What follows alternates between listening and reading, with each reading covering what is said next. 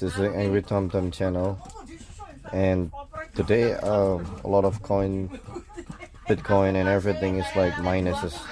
So the my simple earn is going down too. Well, when we go to the simple earn, look at that, the USDT is like 10.88%, and also the USDC was like 18%. Now it's dropping to 2.63%. But look at the BNB, it's like 78%, and all other things, it's higher. But the coin price is going down. That's why they're giving you more yield. So let's take a look of my simple earn. As you can see, it was 18.4%, yesterday, but right now it's going down, right? So it was 18.4%, so 17.63% with the USDC that I have with my simple earn. Okay, that's what I earned yesterday, but with the USDT it's 16.65%, right? So but right now it's only like 10% plus the 8.87% cashback. So look at that.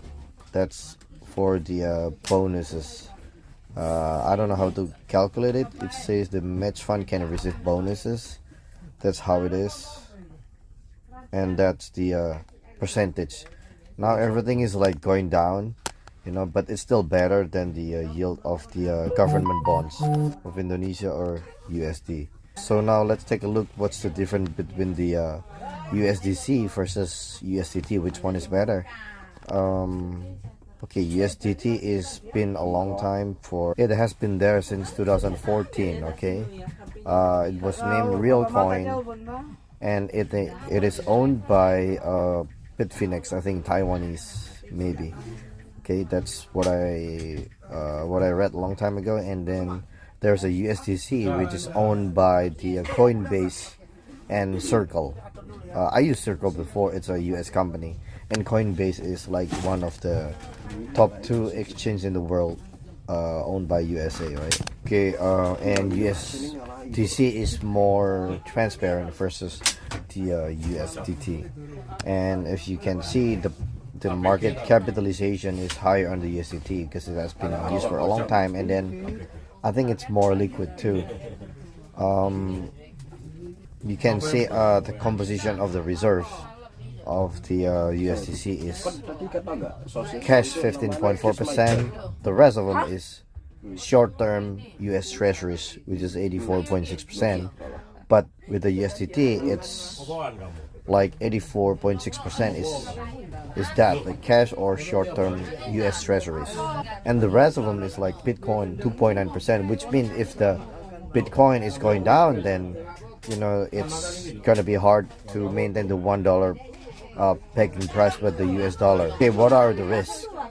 Okay, if the exchange is going down, then it might collapse. But I think if the backing is cash and short-term US Treasury, it's not gonna go anywhere, right? And if it is USDT, if the Bitcoin down, it's gonna be having a hard time to match the $1 price pegging. Let's take a look at the trading, the price on the spot market.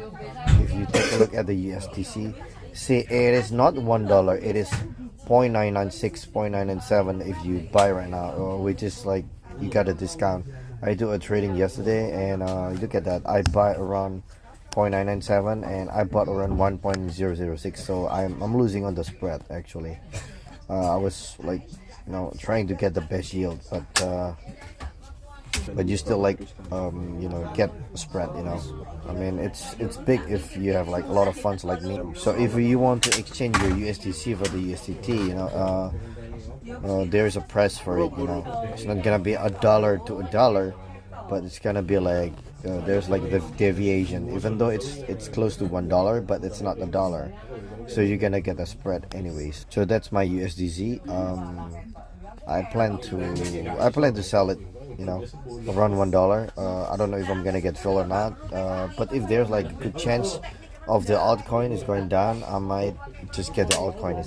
Look at the Bitcoin, it has a correction. I think it's still bullish, but on the daily it looks like a big correction because it hits the low of this previous day, which is around $69,567.